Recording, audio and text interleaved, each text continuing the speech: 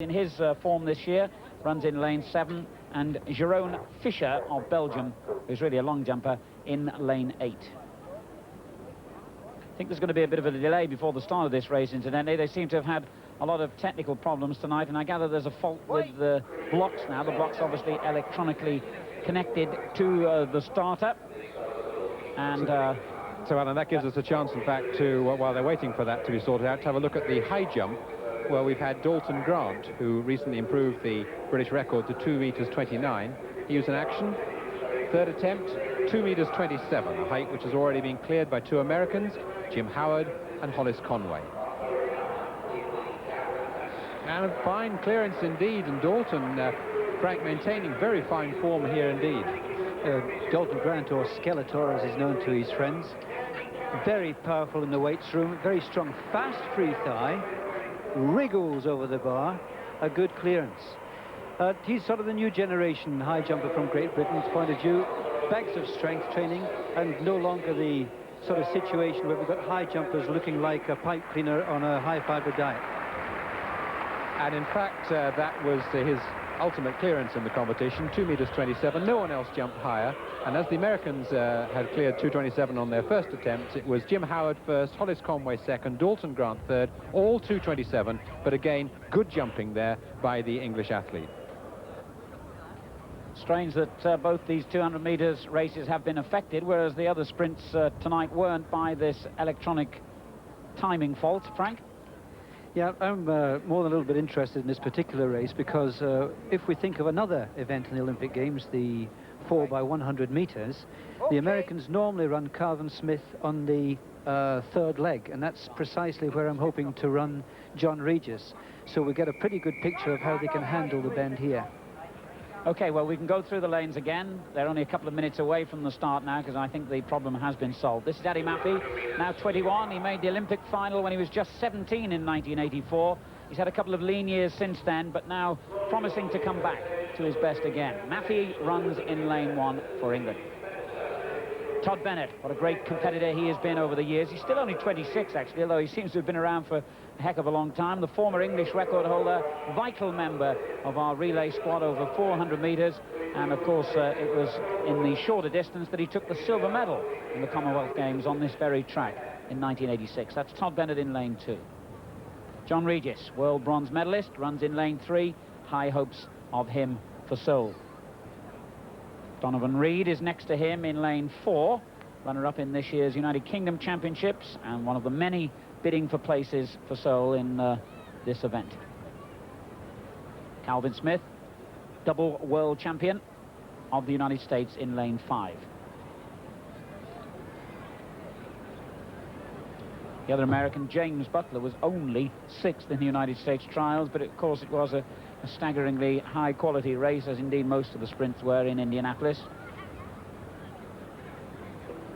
Here's the young Andy Carrott, the 22-year-old from Worcester, Midland champion, in lane 7. And the Belgian Fischer is also just 22 in lane 8. Big race this for John Regis, Frank, particularly John. Yeah, we should see a big contrast here between the very fast starting of Calvin Smith and Butler as opposed to the big kick off the bend and powerful straight of John Regis.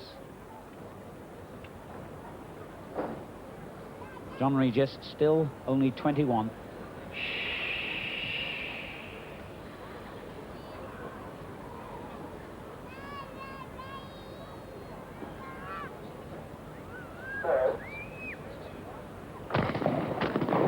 Start made by Donovan Reid, I think, in lane 4. I suppose one of the question marks over selections for Seoul, Frank, is Linford Christie, and whether he's going to want to do both 100 and 200 meters, as Donovan Reid acknowledges his false start. Yeah, I think should Linford decide to go for both, I think he'll give an extraordinary performance in both. He's certainly worth both finals, and I think if we've got John and Linford in the 200 meters, we'll see 2 Britons there. To remind you that the selection policy this year is that the first 2 in the trials, that's joint trials for men and women, being held in Birmingham next weekend, and you can see them only on ITV, the first 2 in each event will automatically be selected for Seoul. The team is named the very next day. That's Monday morning of next week, and the selectors, at their discretion, will pick the third athlete in each event. What an event that's going to be. John Regis, no matter how many medals you've got and what your status is in the sport, will be amongst those having a very nervous few days between now and Birmingham next weekend. Calvin Smith's had his anxiety.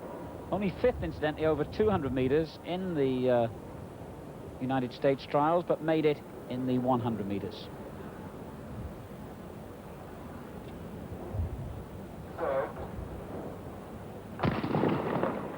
Better start this time, and certainly Butler did get away quickly in lane 6 there, all in blue, and has run a very, very strong first bend.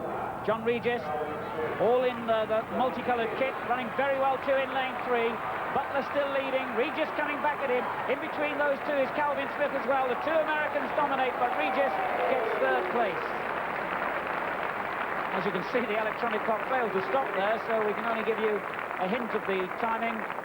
But Calvin Smith and James Butler proving the better on this occasion of the English athletes in the field. But let's repeat that the Americans have just been really up for their trials, and they're still a week away for these English guys, Frank.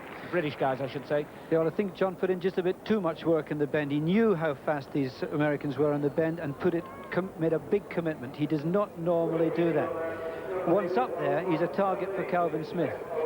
Calvin running lightly. As I say, these guys have just had top-level competition. John's is still to come. All of John's speed is now in front of him, and at this point he's thinking to himself, is it worth the race, or do I keep myself for a place next weekend? Winning time there, I made 20.5 unofficially hand time. Interesting to see Todd Bennett running well also, got up into 4th place. Smith, Butler and Regis then the 1-2 Commonwealth Games in 1970 and 1986, and now about to witness a most unusual event indeed, the 110 meters handicap.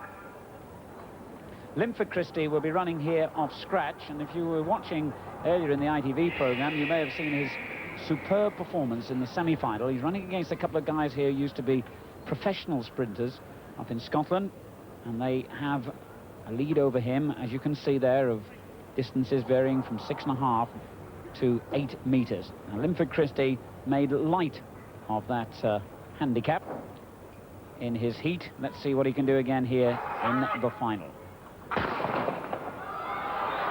Christie made a good start.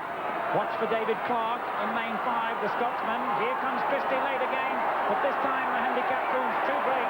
But even so, it was another brilliant run by Linford Christie, because he reduced that gap between himself and Clark, which was 7 meters when the gun went, to, well, just a few strides, Frank.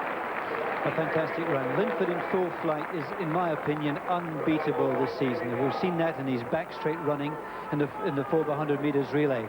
But in this particular race, the problem was bound to be the experience of David Clark as a former professional who's run many, many times handicap races. As I said earlier, he had this run where he knew all that he had to do to show Linford where his strengths were for the final. Up came the final, and David actually produced another notch to beat him. Nonetheless, it was extraordinary time, because I've hand-timed, only admittedly, timed Linford Christie, and I got him in around 10.8, 10.8, 10.9. Well, that's sub-10 second running. Okay, they got a win behind him, but that really is very impressive. I quite like this lad Dave Clark, though. You know, he's just come through from the professional ranks. He finished second in both the 100 and the 200 last week. He's a strong boy, a lot of professional background in sprint training, and I think we'll see quite a bit of him in future.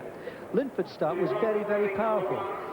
But I say the secret of Linford's success is his full flight running. This phase here, look at it, running tall, lifting the knees high, full arm action, works all the way through the line. I tell you, there'll be very few people to hold Linford Christie in the back straight of the 4x100 meters in the Olympic Games.